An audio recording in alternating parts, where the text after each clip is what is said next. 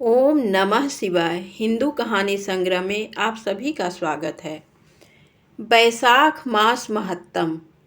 बैसाख मास की अंतिम 3 तिथियों का महत्व आज इस विषय को जानेंगे। श्रुतदेव जी कहते हैं, राजेंद्र, बैसाख के शुक्ल पक्ष में जो अंतिम 3 तिथियां त्रयोदशी से पूर्णिमा तक हैं, वे बड़ी पवित्र और शुभ कारक हैं। उनका नाम पुष्करणी है। वे सब पापों का क्षय करने वाली हैं। जो संपूर्ण बैसाख मास में स्नान करने में असमर्थ हैं, वह यदि इन 3 तिथियों में भी स्नान करें तो बैसाख मास का पूरा फल पा लेता है। पूर्व काल में बैसाख मास की एकादशी तिथि को शुभ अमृत प्रकट हुआ। द्वादशी तिथि को भगवान विष्णु ने उसकी रक्षा की। त्रयोदशी तिथि को श्रीहरि ने देवताओं को सुधा पान कराया। चतुर्दशी तिथि को देव विरोधी दैत्यों का संहार किया और पूर्णिमा के दिन समस्त देवताओं को उनका साम्राज्य प्राप्त हो गया। इसलिए देवताओं ने संतुष्ट होकर इन 3 तिथियों को वर दिया। बैसाख मास की ये 3 शुभ तिथियां मनुष्यों के पापों का नाश करने वाली तथा उन्हें पुत्र पौत्रादि फल देने वाली हों। जो मनुष्य इस संपूर्ण मास में स्नान न कर सका तो वह इन तिथियों में स्नान कर लेने पर पूर्ण फल को ही पाता है। बैसाख मास में लौकिक कामनाओं का नियमन करने पर मनुष्य निश्चय ही भगवान विष्णु का सायुज्य प्राप्त कर लेता है।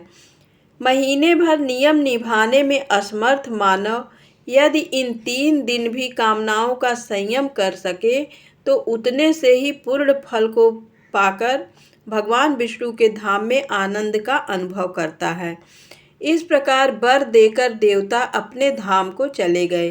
अतः पुष्करणी नाम से प्रसिद्ध अंतिम 3 तिथियां पुण्यदायिनी, समस्त पाप राशि का नाश करने वाली तथा पुत्र पौत्र को बढ़ाने वाली है। जो बैसाख मास में अंतिम 3 दिन गीता का पाठ करता है, उसे प्रतिदिन अश्वमेघ यज्ञ का फल मिलता है। जो इन तीनों दिन विष्णु सहस्त्र नाम का पाठ करता है, उसके पुण्य फल का वर्णन करने में इस भूलोक तथा स्वर्गलोक में कौन समर्थ है। पूर्णिमा को सहस्त्र नामों के द्वारा भगवान मधुसूदन को दूध से नहलाकर मनुष्य पापहीन बैकुंठ धाम में जाता है। बैसाख मास में प्रतिदिन भागवत के आधे या चौथाई श्लोक का पाठ करने वाला मनुष्य ब्रह्म भाव को प्राप्त होता है। जो बैसाख के अंतिम 3 दिनों में भागवत शास्त्र का श्रवण करता है, वह जल से कमल के पत्ते की भांति कभी पापों से लिप्त नहीं होता।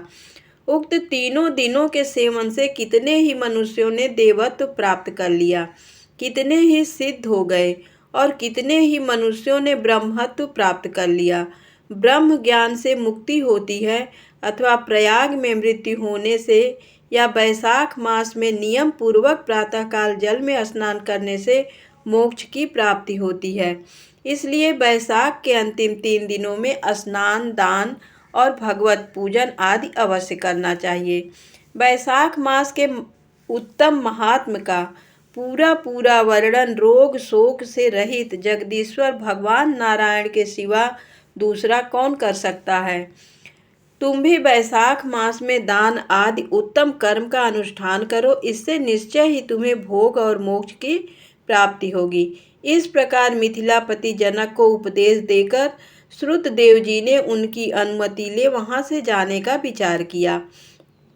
वस्त्र, आभूषण, गौ, भूमि, तिल और सुवर्ण आदि से उनकी पूजा और वंदना करके राजा ने उनकी परिक्रमा की। तत्पश्चात उनसे विदा हो महातेजस्वी एवं परम यशस्वी श्रुतदेव जी संतुष्ट हो प्रसन्नता पूर्वक वहां से अपने स्थान को गए। राजा ने बैसाख धर्म का पालन करके मोक्ष प्राप्त किया।